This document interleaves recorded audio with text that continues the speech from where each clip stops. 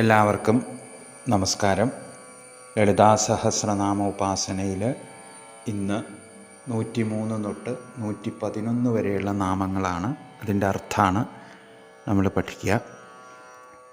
ആജ്ഞാചക്രാന്തരാളസ്ഥ രുദ്രഗ്രന്ഥി വിഭേദിനി സഹസ്രാരാംബുജാരൂഢ സുധാസാരാഭിവർഷിണി തടില്ലതാ സമരുചി ഷട്ചക്രോപരി സംസ്ഥിത മഹാസക്തി കുണ്ടലിനി ബിസതന്തു തനീയസി.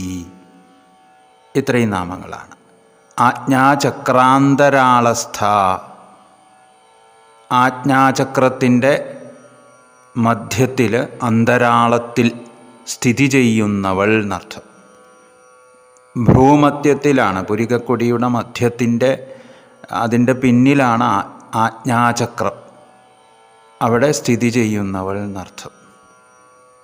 രുദ്രഗ്രന്ഥി വിഭേദിനി, രുദ്രഗ്രന്ഥിയെ ഭേദിക്കുന്നവൾ. അതും ശ്രീവിദ്യാചക്രത്തിലെ 4 ഖണ്ഡങ്ങളോട് കൂടിയതാണ്. അഗ്നിഖണ്ഡം, സൂര്യഖണ്ഡം, ചന്ദ്രഖണ്ഡം, കല ഇവയാണ്. അപ്പോൾ ആകാശതത്വം, മനസ്തത്വം ഇവയോടുകൂടിയ വിശുദ്ധി അവിടെ ആജ്ഞാചക്രങ്ങളിൽ സർവമംഗളപ്രദമായ രുദ്രഗ്രന്ഥി സ്ഥിതി ചെയ്യുന്നു എന്ന് രുദ്രൻ്റെ ആസ്ഥാനം. അതുകൊണ്ടാണ് ഈ ഗ്രന്ഥിക്ക് ഇങ്ങനെ ഒരു പേര് വന്നിട്ടുള്ളത്. സഹസ്രാരാംബുജാരൂഢ, സഹസ്രാരാംബുജത്തിൽ, സഹസ്രാരാംബുജം എന്ന് പറഞ്ഞാൽ സഹസ്രാരചക്രം അല്ലെങ്കിൽ സഹസ്രദള പത്മം, അതിൽ ആരൂഢയായവൾ, അതിൻ്റെ മുകളിൽ ഇരിക്കുന്നവൾ. ആജ്ഞാചക്രത്തിന് മുകളിൽ തൊട്ട് താഴെ, ബ്രഹ്മരന്ധ്രത്തിന് തൊട്ട് താഴെയാണ് ഇത്. അവിടെ ഇരിക്കുന്നവൾ, ആരൂഢയായവൾ. സുധാസാരാഭിവർഷിണി, സുധാസാരത്തെ, അമൃതത്തെ അഭിവർഷിക്കുന്നവൾ, കോരി ചൊരിയുന്നവൾ എന്നർത്ഥം. തടില്ലതാ സമരുചി, തടില്ലത എന്ന് പറഞ്ഞാൽ മിന്നൽ കൊടി, രുചി എന്ന് പറഞ്ഞാൽ ലാവണ്യം. മിന്നൽ കൊടിയുടെ ലാവണ്യം പോലെ വളരെ ലാവണ്യവതിയാണ് എന്നർത്ഥം. തടില്ലതാ സമരുചി. ഷട്ചക്രോപരി സംസ്ഥിത, ഷടാധാരങ്ങൾക്ക് ഉപരി സ്ഥിതി ചെയ്യുന്നവൾ എന്നർത്ഥം. മുമ്പ് പറഞ്ഞിട്ടുള്ളതാണ്. ഷടാധാരം, മൂലാധാരം, സ്വാധിഷ്ഠാനം, മണിപൂരകം, അനാഹതം, വിശുദ്ധി, ആജ്ഞ, അതിൽ സ്ഥിതി ചെയ്യുന്നവൾ. മഹാസക്തി, മഹത്തിൽ ആസക്തിയുള്ളവൾ. മഹം എന്ന് പറഞ്ഞാൽ ഉത്സവം എന്നൊക്കെയാണ് അർത്ഥം.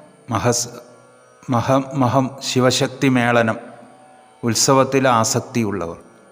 ആസക്തി എന്ന് പറഞ്ഞാൽ ആഭിമുഖ്യം. അപ്പം മഹസിൽ ശക്തിയോടുകൂടിയുള്ളവൾ എന്നും വേണമെങ്കിൽ അർത്ഥം പറയാം.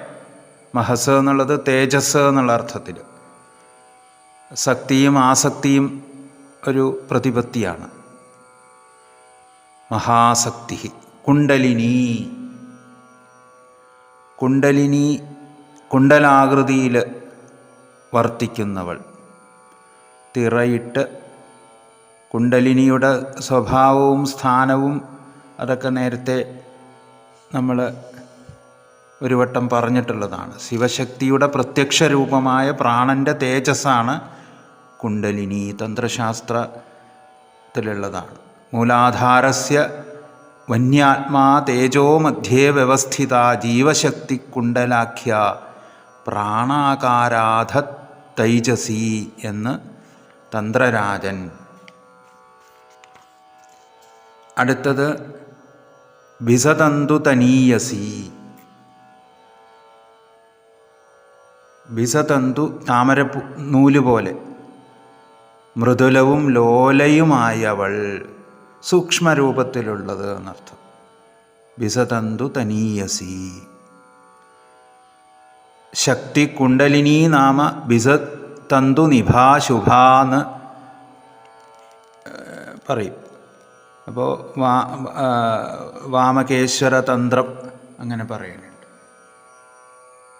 ഇത്രയും നാമങ്ങളാണ് ഇന്ന് നമ്മൾ പറഞ്ഞത്.